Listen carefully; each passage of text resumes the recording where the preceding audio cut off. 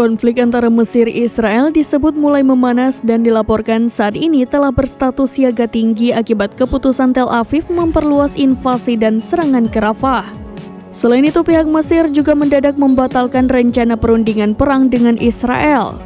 Mengutip Tribun News pada 14 Mei melansir outlet Ibrani, imbas pembatalan sepihak itu, Israel menyebut Mesir melakukan sebuah pengkhianatan.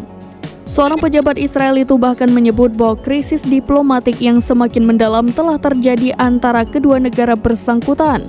Laporan A24 mengutip sumber Israel mengatakan bahwa pembatalan mendadak tersebut yang mengindikasikan krisis diplomatik yang semakin mendalam antara kedua negara.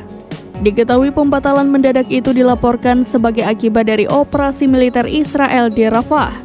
Di satu sisi, seorang pejabat senior Mesir mengatakan kepada Associated Press pada 12 Mei bahwa Mesir telah mengajukan keluhan kepada Israel, Amerika Serikat, dan negara-negara Uni Eropa mengenai situasi di Rafah.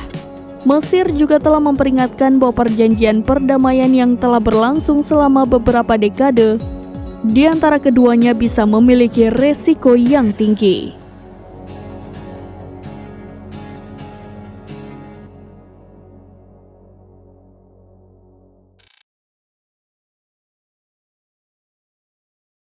Download Tribun X sekarang, menghadirkan lokal menjadi Indonesia.